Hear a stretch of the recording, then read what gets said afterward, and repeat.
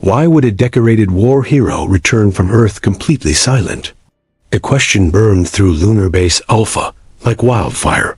Sergeant Frank Doyle stood rigid in the arrival chamber, his face blank, eyes fixed on some invisible point beyond the reinforced glass walls. The decontamination mist settled around his boots, while red warning lights pulsed overhead. Sergeant Doyle, medical clearance confirmed.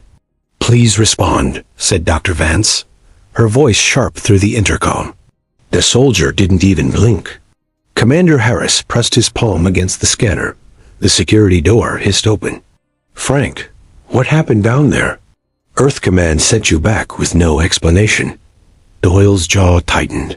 His hand moved to his throat, then dropped. "Nothing. Get him to medical," Harris ordered. "Full workup." The base klaxon wailed suddenly. Officers rushed to terminals as screens flashed urgent alerts.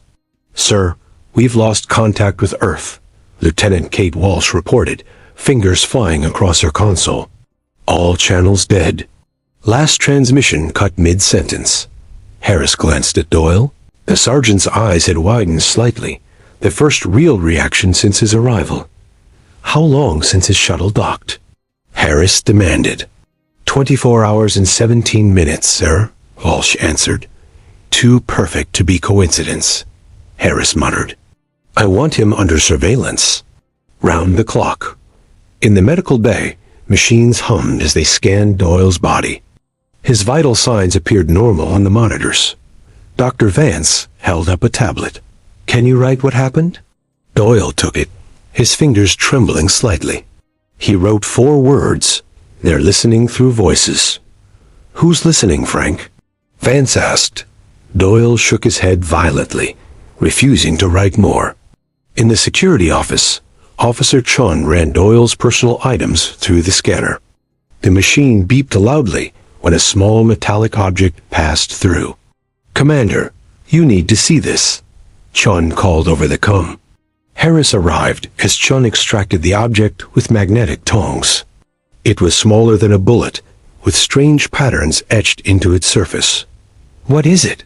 Harris asked. "Unknown, sir. Not in our database. But it's emitting a weak signal." Walsh burst into the room. "Sir, orbital sensors just picked up something approaching from Earth direction. Energy signature unlike anything we've seen before." Harris stared at the tiny metal object, then at the monitor showing Doyle sitting motionless in medical. Quarantine his quarters. Full sweep for anything else he might have brought back. And get me every scrap of data from his shuttle. In his room later, Doyle sat on his bunk, hands pressed against his ears. A security camera tracked his movements. He pulled out a hidden notepad and wrote frantically, then slid it under his mattress when footsteps approached. The door slid open. Walsh stood there with a tray of food. "The commander wants answers, Frank," she said quietly. Doyle grabbed her wrist suddenly. His eyes were wide with terror. He pressed a folded paper into her palm and pushed her back toward the door. Walsh unfolded it in the corridor. 3 words made her blood freeze. "They're already here." Lieutenant Walsh clutched Doyle's note as she hurried through the curved metal corridor. Emergency lights cast red shadows across her face. She stopped at an intersection, checked both ways, and slipped the note into her pocket. In the command center, officers argued around a holographic display of Earth. "We need to treat him as a security threat," Major Pierce insisted, slamming his fist on the table. "He could be compromised." Commander Harris shook his head. "If Earth is under attack, Doyle might be our only source of intelligence." The door slid open. Walsh entered, her face tight with worry. "Report, Lieutenant," Harris ordered. "Sir, Doyle is writing more notes. They're becoming more urgent." She placed several papers on the table. "He claims something followed him from Earth. The technicians in Lab 3 worked on the metal object found in Doyle's belongings. Sparks flew as they attempted to open its outer shell. Careful, Dr. Vance warned. We don't know what it contains." The device suddenly emitted a high-pitched whine. The technicians jumped back. A holographic display appeared above it, showing complex patterns that shifted and pulsed. "It's some kind of quantum communication technology," a technician said. "Far beyond our current capabilities." The base-wide comm system crackled. "Command center to all personnel. Maintain communication protocols. Earth remains silent. All outposts report signal interference." In the medical bay, Doyle lay strapped to a scanner. His brain patterns flashed on screens above him. "Look at his speech centers," Dr. Vance pointed. "These patterns are abnormal. Something is physically preventing him from speaking." Harris studied the scans. "Is it psychological trauma?" "No. This is something else. Something I've never seen before." The lights flickered. The base trembled slightly. In her quarters that night, Walsh heard a soft knock. She opened the door to find Doyle standing there, a guard unconscious at his feet. Before she could react, he pushed past her and locked the door. "Frank, what are you doing?" she whispered. He grabbed a tablet and typed quickly. "Need your help. Build something. Only chance. You attacked a guard. They'll court-martial you." He typed again. "Worse things coming." Walsh hesitated, then nodded. "What do you need?" Over the next hours, they gathered components from around her quarters. Doyle worked with precise movements, assembling a device using base technology and parts from his hidden stash. The wall screen suddenly activated. An emergency broadcast from Mars Colony appeared. "This is Colonel Reeves at Olympus Base. We've lost contact with outposts 3 through 7. Something is wrong. People are acting strange after voice communications. We're implementing emergency." The transmission cut to static. Walsh looked at Doyle. "What's happening?" He finished connecting wires to his device and typed, "Earth wasn't attacked. IT was infected." The screen flickered back to life. A transmission from Earth appeared. The image showed intact cities, streets, buildings, but completely empty. No people anywhere. Then something moved in the background. A human figure walked stiffly into view, mouth open in a silent scream. Doyle grabbed Walsh's arm. His eyes were wide with terror as he typed one final message. "They use our voices to spread. They're coming here next." The emergency sirens blared throughout Lunar Base Alpha.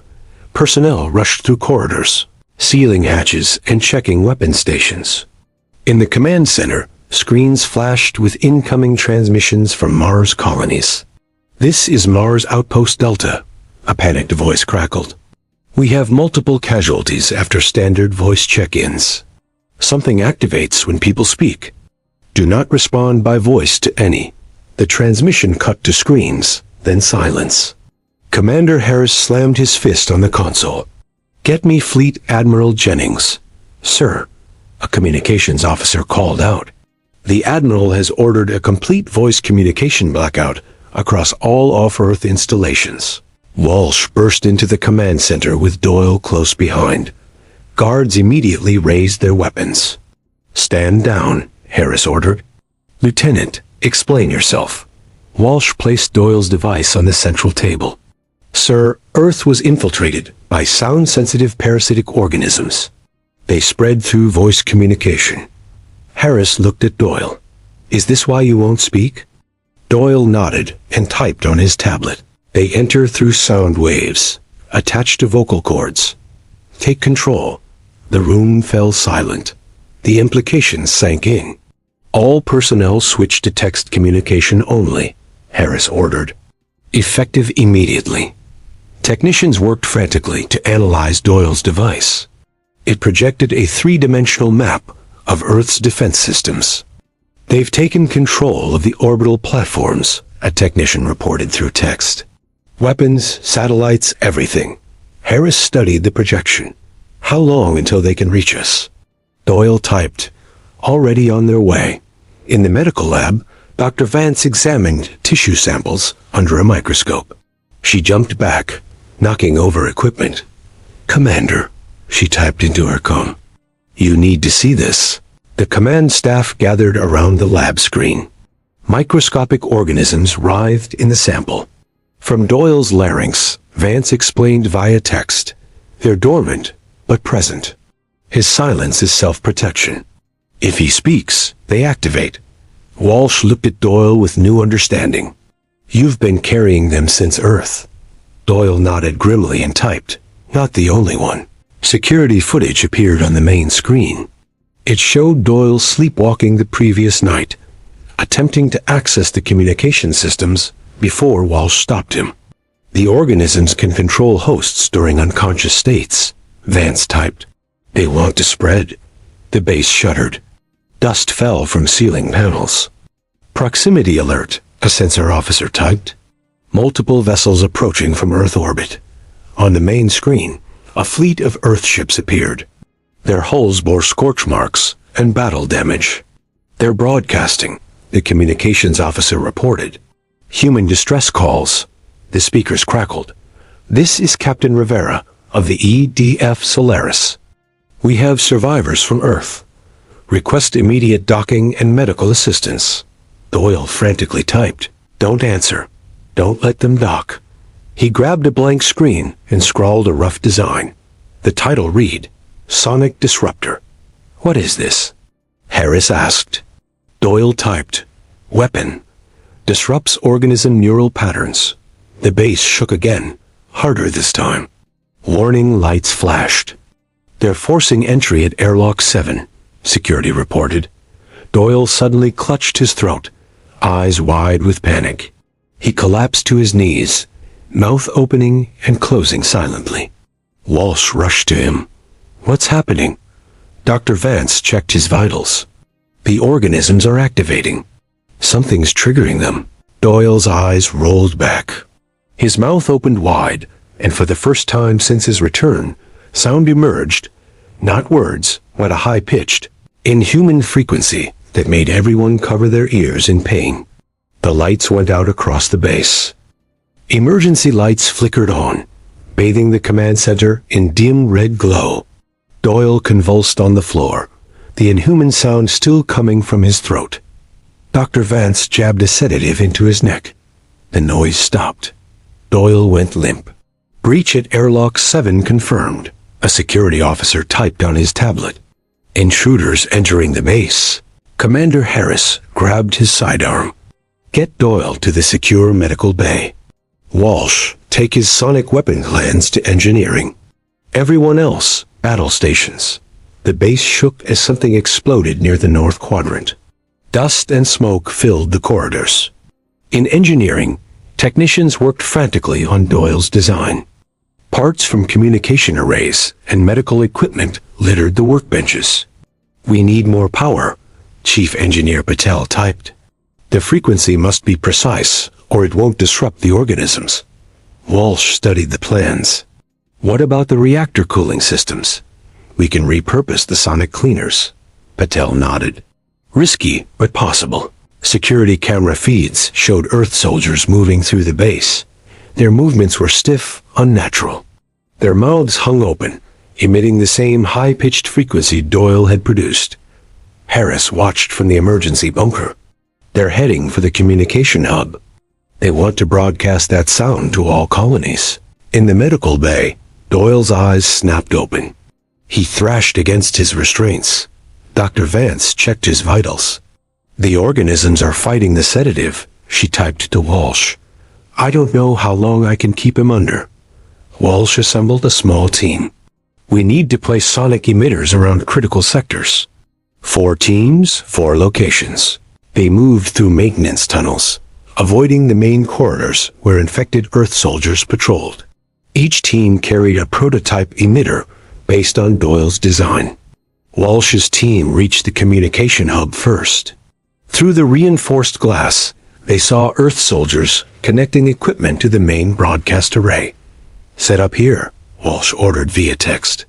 We need to stop that broadcast.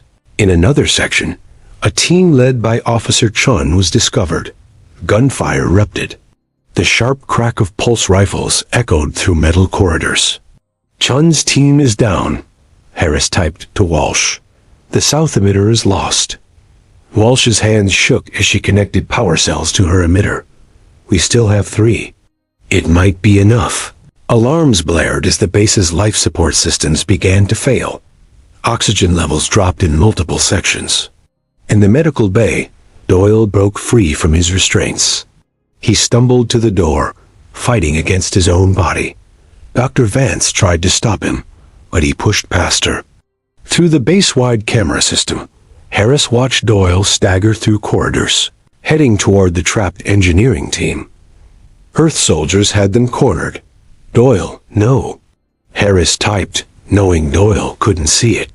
The engineering team huddled behind barricades as infected soldiers closed in. Suddenly, Doyle appeared at the intersection. He made a decision. His mouth opened. "Run!" he shouted to the engineers. His voice was hoarse, painful.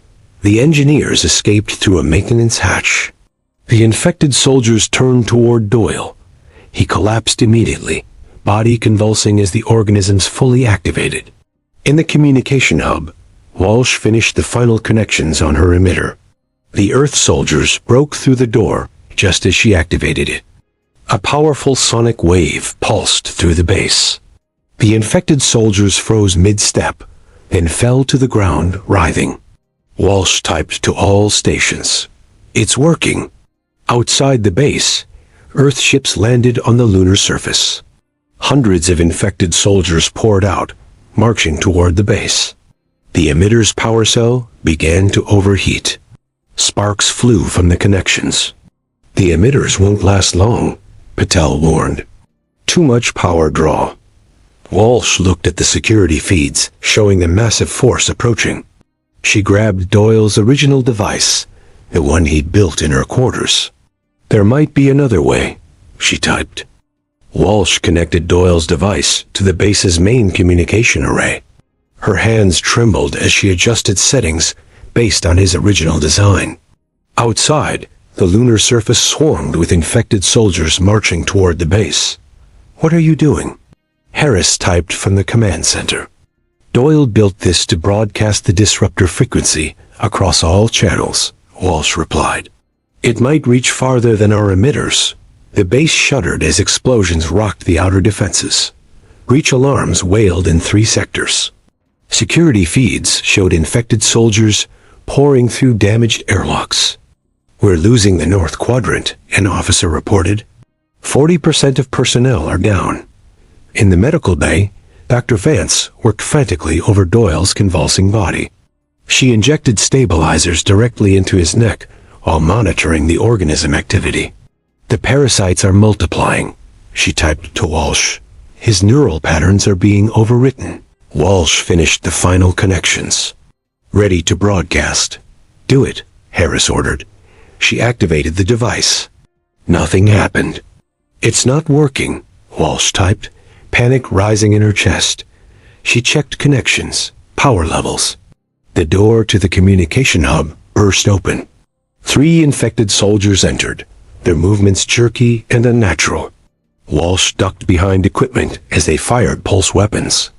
In the medical bay, Doyle suddenly went still. His eyes opened, clear and focused for a brief moment.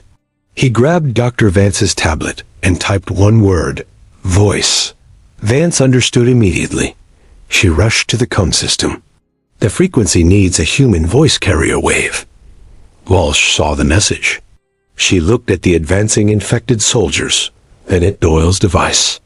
She made her choice. She stood up and spoke directly into the transmitter. "This is Lieutenant Kate Walsh of Lunar Base Alpha."